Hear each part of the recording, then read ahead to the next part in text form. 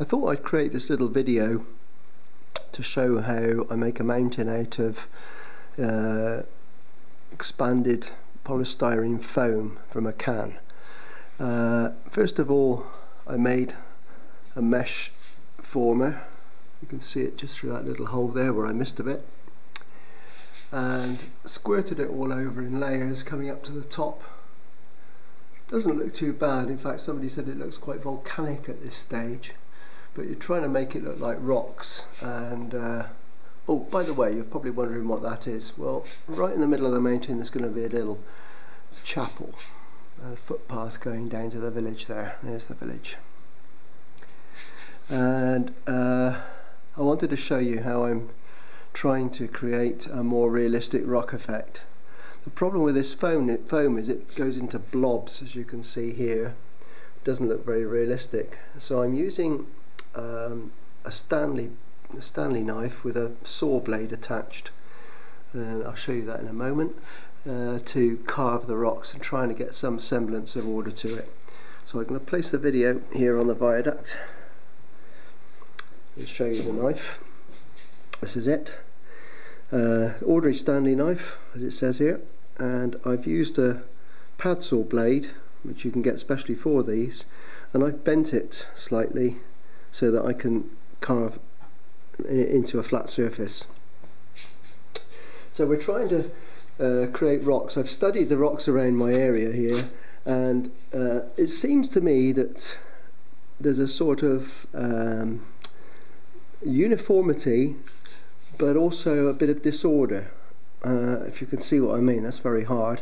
But basically, if you cut always in the same direction like this on the long faces, and then peel away to get the cutbacks, then you get it to look fairly realistic. Let me just show you what I mean. So we'll start with this piece here, which is sticking out rather ugly at the moment, and we cut down and then peel it away, and then come out a little bit. There you go. So you get an edge here, and you get two edges here, like you would in a real rock. This bit under here doesn't look too realistic, so what I'm going to do is stick the knife in the rock and then start carving down, and then I can peel that away, and that starts to look a lot better. Let me just zoom in a minute and see if you can see that a bit better here. Hold on. See if I can go back into the right position. So here.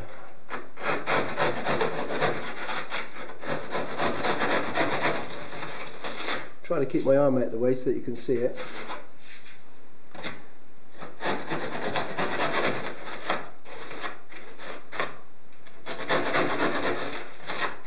So these faces here are fairly uniform.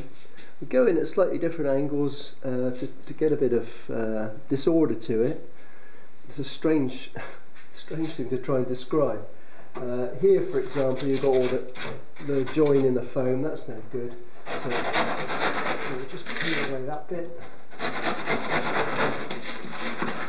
Peel away that bit.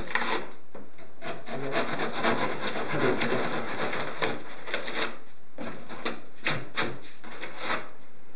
Yeah, there's another bit here that doesn't work too well.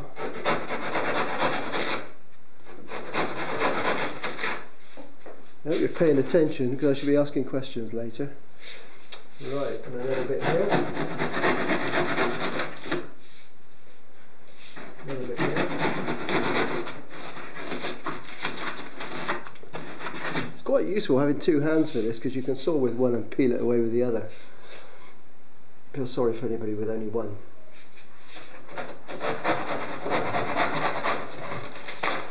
Twice as long. It all looks a bit ragged at the moment, but later on I shall be using one of these sanding blocks and just smoothing over the surfaces. Let's do a bit in your view. This gives a nice striation to the rock, and also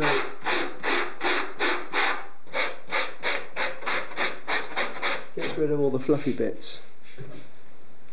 I did start using my wife's carving knife, but it got too smooth. Depends on the sort of rock you're trying to imitate, really. Don't tell her I've got this, by the way. She doesn't know it's out of the kitchen. I think that's probably as far as I'm going to bore you for the moment. I'm going to do another video on squirting the foam onto the mesh. I should have done that first, really, but you know, I always do things back to front. Anyway, see you next time. Bye bye.